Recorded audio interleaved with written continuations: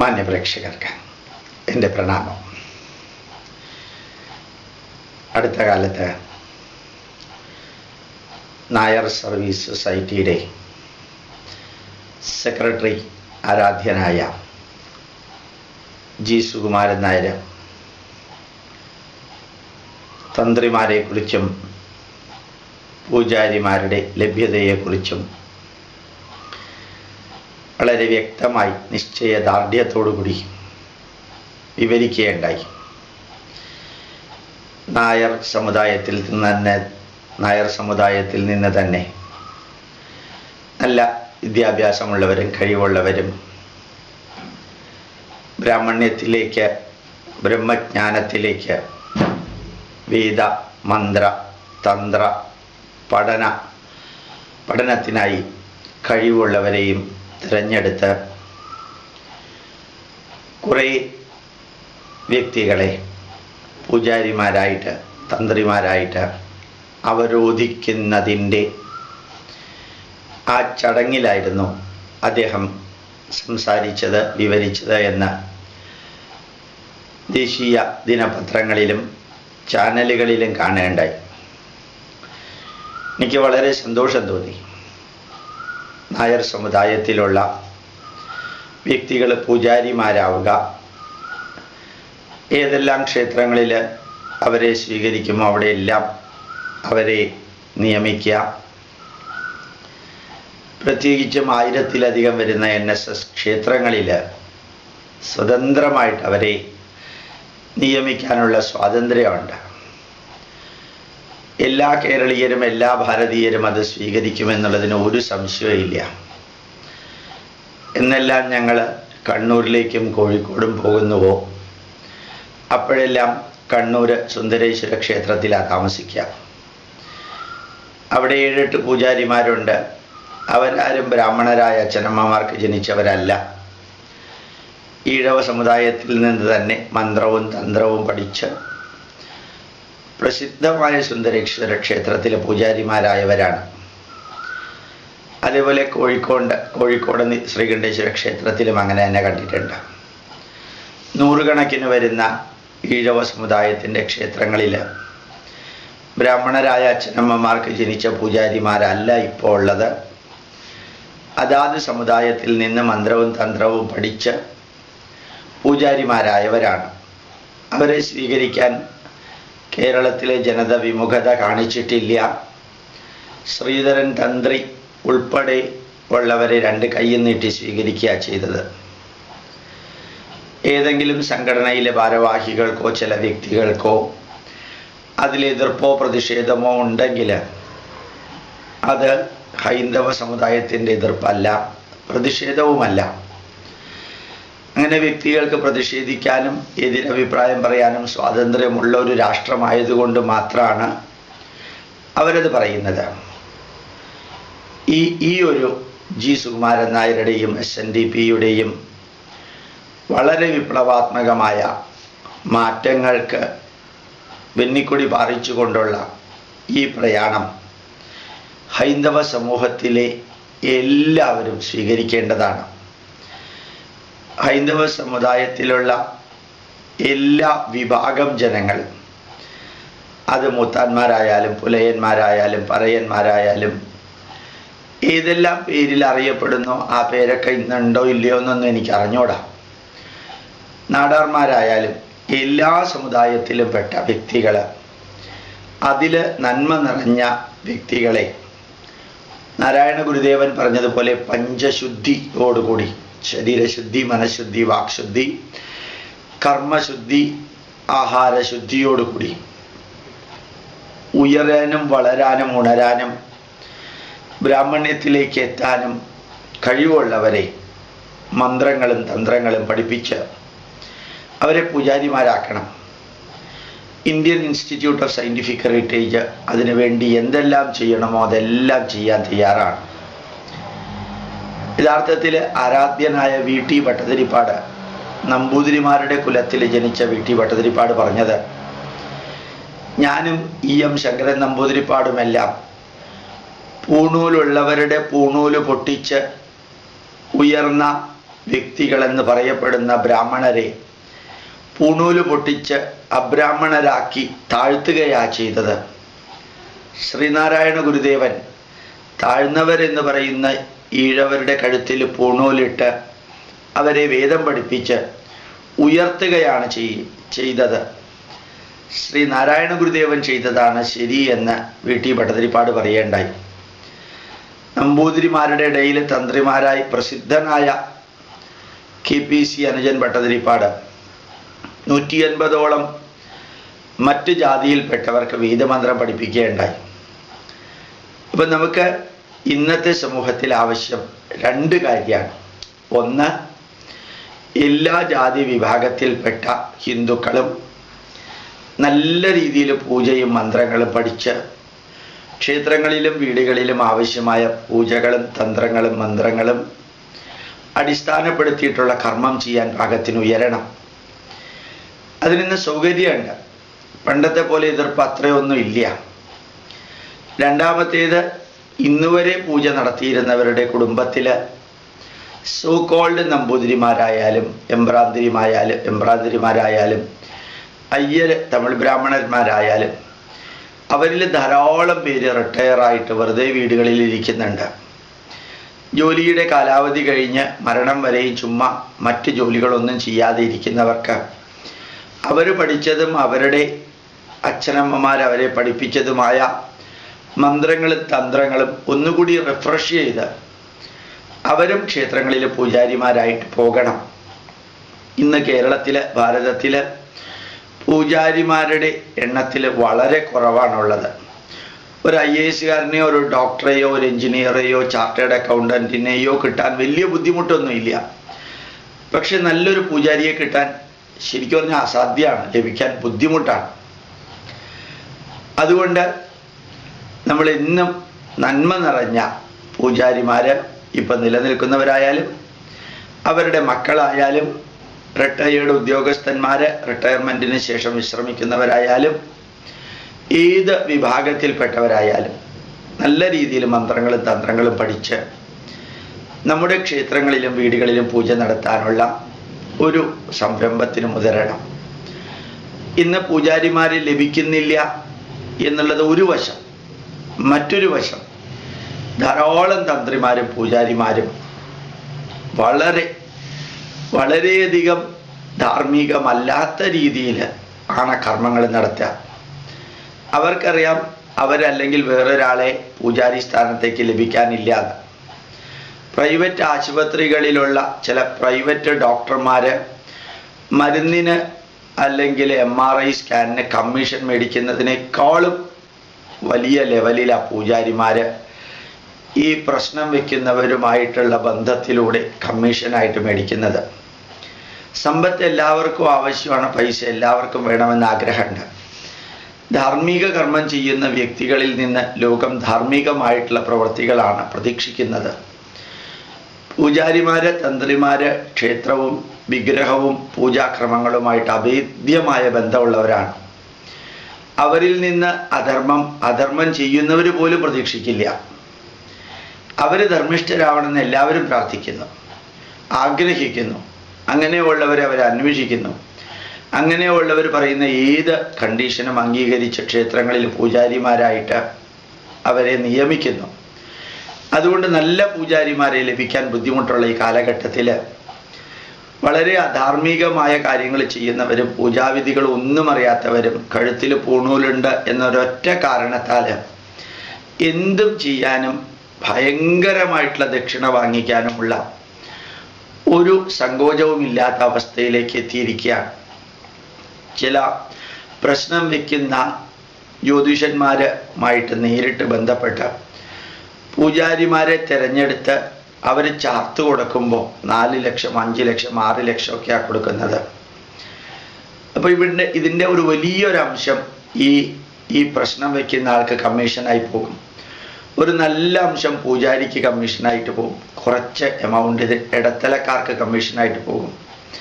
അപ്പോൾ നമ്മുടെ പൂജാവിധികളെ പവിത്രമെന്ന് കരുതുന്ന, ഈശ്വരീയമെന്ന് കരുതുന്ന, ആത്മീയമെന്ന് കരുതുന്ന നന്മ നിറഞ്ഞ പൂജാവിധികളിൽ പോലും അഡൾട്രേഷനും ഡൈല്യൂഷനും സംഭവിക്കുന്നതിന് പ്രധാന കാരണം ഇന്ന് പൂജാരിമാരെ, നല്ല പൂജാരിമാരെ കിട്ടാനില്ല. ആറാം തമ്പുരാൻ എന്ന സിനിമയിൽ അവസാന ഭാഗത്തിൽ ഒരു നമ്പൂതിരി പറയുന്നുണ്ട്, ഞാൻ ക്ഷേത്രത്തിൽ പൂജയ്ക്ക് വരില്ല എന്ന് മോഹൻലാലിനോട് പറയുന്നുണ്ട്. എന്താ വരാത്തതെന്ന് ചോദിച്ചാൽ, ആ ശരിക്കു പറഞ്ഞാൽ കുളപ്പുള്ളി അപ്പൻ കണ്ടു കാണുമല്ലേ എന്ന്. എൻ്റെ പുറകിൽ വലിയൊരു സന്ദേശമുണ്ട്. ഭയങ്കരമായിട്ട് പൈസ കൊടുത്ത് കാണും.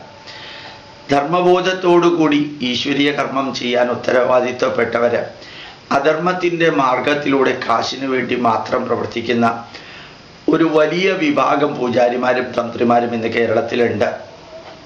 എല്ലാവരും അങ്ങനെയാണെന്ന് പറയുന്നില്ല, ധാരാളം പേര് അങ്ങനെയുണ്ട്. അതിൻ്റെ പരിണത ഫലം ക്ഷേത്രങ്ങൾ വളരുമ്പോഴും, ക്ഷേത്രങ്ങളിലുള്ള വിശ്വാസങ്ങൾ വളരുമ്പോഴും, ക്ഷേത്രങ്ങൾ ഹിന്ദുവിൻ്റെയും ക്രിസ്ത്യാനിയുടെയും മുസ്ലിമിൻ്റെയും ദർശന കേന്ദ്രങ്ങളാവുമ്പോഴും പൂജാരിമാരുടെ ക്വാളിറ്റി ഡൈല്യൂട്ടഡ് ആയിട്ട് പോകുന്നു. അത് മാറ്റണം. പൂണൂലുള്ള ഒരു വ്യക്തി പൂജാരിയോ അല്ലെങ്കിൽ ബ്രാഹ്മണനോ ആവില്ല. ശരിക്ക് ഒരു പൂണൂലിന് 2.5 രൂപയെ വിലയുള്ളൂ. 10 എണ്ണം ഒരുമിച്ച് വാങ്ങിക്കുകയാണെങ്കിൽ 5 എണ്ണം ഒരുമിച്ച് വാങ്ങിക്കുകയാണെങ്കിൽ 10 രൂപയ്ക്ക്, 10 എണ്ണം ഒരുമിച്ച് വാങ്ങിക്കുകയാണെങ്കിൽ 20 രൂപയ്ക്ക് അത് ലഭിക്കും. ഇപ്പം 2.5 രൂപയുടെ ഒരു പൂണൂലിട്ടത് കൊണ്ടൊന്നും ഒരാൾ ബ്രാഹ്മണനാവില്ല, ശ്രേഷ്ഠനാവില്ല, പണ്ഡിതനാവില്ല. ഭഗവാൻ കൃഷ്ണൻ ഭഗവത്ഗീതയിൽ പറഞ്ഞിട്ടുണ്ട്, ന കർമ്മണ മനാരംഭ നൈഷ്കർമ്മ്യം പുരുഷോച്നുചേ നഹി സന്യസനാദേവ സിദ്ധിം സമധിഗച്ഛതി. സന്യാസിയാണെന്നുള്ള കാര്യത്താൽ ഒരു കാവ്യമുണ്ടും ഒരു രുദ്രാക്ഷവും കുറച്ച് ഭസ്മവും ധരിച്ചു എന്നുള്ളത് കൊണ്ട് അയാൾ സിദ്ധനൊന്നും ആവില്ല. ഹിമവൽ ഭദ്രാനന്ദയും സന്തോഷ് സ്വാമിയുടെ ഒക്കെ ചരിത്രം നമുക്കറിയാവുന്നതാണ്. ഒക്കെ കാവ്യെടുത്ത് നടന്നവരാ. അതേപോലെ ആ പൂണൂലിട്ട് നടന്നവരെല്ലാവരും ബ്രാഹ്മണന്മാരൊന്നും ആവില്ല.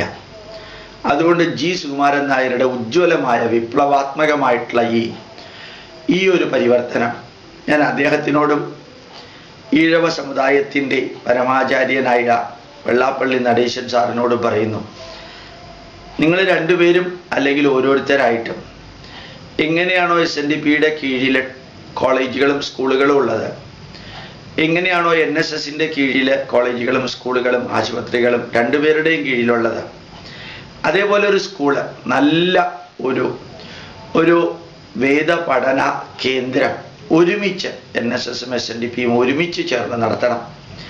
അതിലെല്ലാ സമുദായത്തിൽപ്പെട്ടവർക്കും അഡ്മിഷൻ കൊടുക്കണം. തന്ത്രവും മന്ത്രവും യന്ത്രവും അവരെ പഠിപ്പിക്കണം. അവരെ ബ്രാഹ്മണ്യത്തിലേക്ക് ഉയർത്തി അവരെ നന്മ നിറഞ്ഞവരാക്കണം. മഹാത്മാഗാന്ധിയും രവീന്ദ്രനാഥ ടാഗോറും വർക്കല ശിവഗിരി ആശ്രമം സന്ദർശിച്ചപ്പോൾ അവർക്ക് സ്വീകരണം നൽകിയത് 10 വേദം പഠിച്ച 10 പുലയ കുട്ടികളായിരുന്നു. ആ പുലയ കുട്ടികളെ വർക്കല ശിവഗിരിയിൽ വേദം പഠിപ്പിച്ച ശ്രീനാരായണ ഗുരുദേവന്റെ നേതൃത്വത്തിലായിരുന്നു. അവർ വേദം പഠിച്ച് അവർ മഹാത്മാഗാന്ധിയെ സ്വീകരിച്ചപ്പോൾ മഹാത്മാഗാന്ധി പറഞ്ഞത്, എൻ്റെ ജീവിതത്തിൽ അവിസ്മരണീയമായൊരു ദിവസമാണ് ഇന്ന് എന്നായിരുന്നു. നാരായണ ഗുരുദേവനെ കണ്ടത് ഒരു കാര്യം, മറിച്ച് കറുത്ത തൊലിയുള്ള, എല്ലാവരാലും തഴയപ്പെട്ട, അധകൃതരെന്ന് വാഴ്ത്തുന്ന അല്ലെങ്കിൽ കുറ്റപ്പെടുത്തുന്ന അല്ലെങ്കിൽ വിവരിക്കുന്ന ആ വിഭാഗത്തിൽ നിന്ന് തന്നെ വേദം പഠിച്ച് ധാരാളം പേര് ഈ വേദമന്ത്രം ചൊല്ലി മഹാത്മാഗാന്ധിയെ രവീന്ദ്രനാഥ ടാഗോറിനെയും സ്വീകരിക്കാൻ വന്നതിൻ്റെ ആഹ്ലാദമായിരുന്നു മഹാത്മാഗാന്ധിക്ക്. നമുക്കും അത് സാധിക്കണം. നമ്മുടെ ഹൈന്ദവ ജനതയുടെ എല്ലാ വിഭാഗങ്ങളും, അത് നമ്പൂതിരിമാരായാലും ഈഴവരായാലും നായരായാലും നാടാരായാലും മൂത്താന്മാരായാലും ചെട്ടിയാർമാരായാലും തട്ടാന്മാരായാലും എത്രയോ വിഭാഗങ്ങളുണ്ട്. അവരുടെ ഇടയിൽ നിന്ന് തന്നെ നല്ല പൂജാരിമാർ വരണം. ആവശ്യമായ എല്ലാ സഹായവും പൂജ പഠിപ്പിക്കാനും അതിൻ്റെ അർത്ഥവ്യാപ്തികൾ അറിയിക്കാനും ഡോക്ടർ ഗോപാലകൃഷ്ണൻ എന്നും ഉണ്ടാകുമെന്ന വാഗ്ദാനവും തരുന്നു. ഇതറിയാവുന്നവരുടെ നേതൃത്വത്തിൽ എവിടെയെല്ലാം പൂജകൾ പഠിപ്പിക്കുന്നുണ്ടോ അവിടെയെല്ലാം പോയി പഠിക്കാൻ താല്പര്യമുള്ളവർ അങ്ങനെ ചെയ്യാം. അല്ലെങ്കിൽ ജി സുകുമാരൻ നായർ ഇപ്പം തന്നെ തന്ത്രവിദ്യാപീഠം നടത്തുന്നുണ്ട്. അതിൽ എല്ലാ വിഭാഗങ്ങൾക്കും അഡ്മിഷൻ കൊടുക്കണമെന്നും അദ്ദേഹത്തിനോട് അഭ്യർത്ഥിക്കുന്നു. SNDP നേതാക്കൾ ശക്തമായ 2 സംഘടനകളാണ്. അവരുടെ നേതൃത്വത്തിലും മന്ത്രങ്ങളും തന്ത്രങ്ങളും പഠിപ്പിക്കുന്നതിന് ഒരു സ്ഥാപനം തന്നെ ഉണ്ടാവണമെന്നും അഭ്യർത്ഥിക്കുന്നു. തുറന്ന മനസ്സോടുകൂടി, പഞ്ചശുദ്ധിയോടുകൂടി, അത് നിർബന്ധമാണ്. ഒരു പൂജാരിയാവാൻ കണ്ടീഷൻ ഉണ്ട്. അത് ഭഗവത്ഗീതയിലെ 16, 17, 18 അധ്യായങ്ങളിൽ പറഞ്ഞിരിക്കുന്നതിനെ ശ്രീനാരായണ ഗുരുദേവനും ചട്ടമ്പി സ്വാമികളും മന്നത്ത് പത്മനാഭനും എല്ലാം സംക്ഷിപ്തമായിട്ട് പറഞ്ഞിട്ടുണ്ട്. അതാണ് ശരീരം ശുദ്ധമായിരിക്കണം എന്നും അവരുടേത്. ആ ശരീരം നിർമ്മിച്ചിരിക്കുന്നത് ആഹാരം കൊണ്ടാണ്. ആ ശരീരം ശുദ്ധമായിരിക്കണമെങ്കിൽ കഴിക്കുന്ന ആഹാരത്തിൽ ശവമുണ്ടാവാൻ പാടില്ല, ഡെഡ് ബോഡി ഉണ്ടാവാൻ പാടില്ല, ഇറച്ചിയും ചോരയും ഉണ്ടാവാൻ പാടില്ല. അത് ആഹാരശുദ്ധിയാണ്. പിന്നെ മനസ്സ് ശുദ്ധമായിരിക്കണം. മനസ്സാണ് ജീവിതത്തിന് ആധാരമായിട്ടുള്ളത്. ആ മനസ്സിൽ വാശിയും പകയും വിദ്വേഷവും അഹങ്കാരവും ഉണ്ടാവാൻ പാടില്ല. അപ്പൊ ശരീരം, ആഹാരം, മനസ്സ്, അതേപോലെ കർമ്മം ശുദ്ധമായിരിക്കണം. നല്ല നല്ല കർമ്മം ചെയ്യുന്നവരായിരിക്കണം പൂജാകർമ്മത്തിന് വരുന്നവര്. ദുഷ്ടലക്ഷ്യം അവർക്ക് ഉണ്ടാവരുത്. പലപ്പോഴും നിങ്ങൾ ആലോചിച്ചാൽ മനസ്സിലാക്കാൻ സാധിക്കും. ഒത്തിരി അധികം പള്ളിയിലച്ചന്മാര് പുറത്തവർ നല്ലവരാണ്, പക്ഷെ അവരുടെ പ്രവർത്തികളിലെല്ലാം അവരുടെ മതത്തിലുള്ളവരുടെ എണ്ണം കൂട്ടുക, മറ്റുള്ളവരെ തൻ്റെ മതത്തിലേക്ക് കൊണ്ടുവരിക. അത് ചതിച്ചോ വഞ്ചിച്ചോ പറ്റിച്ചോ എങ്ങനെ ചെയ്താലും കുഴപ്പമില്ല. അങ്ങനെ ചെയ്തതിൻ്റെ പരിണിതമാണ് അമേരിക്കയിലും ഇംഗ്ലണ്ടിലും യൂറോപ്പിലും ഒരു സ്ഥലത്തും ഇന്ന് ക്രിസ്ത്യാനിറ്റി ഇല്ല, പള്ളിയിൽ പോകുന്നവരില്ല. ചെയ്തു കൂട്ടിയ തിന്മ, പുരോഹിതൻ എന്ന പേരുമിട്ട് പള്ളിയിലെ അച്ഛന്മാർ ചെയ്തു കൂട്ടുന്ന തിന്മയുടെ പരിണത ഫലമാണ് യഥാർത്ഥത്തിൽ സെമറ്റിക് മതങ്ങളെ ഇന്ന് അനുഭവിക്കുന്നത്. അതിൻ്റെ മറ്റൊരു രൂപമാണ് ഇസ്ലാമിൻ്റെ. നോക്കിയാൽ അറിയാൻ സാധിക്കും.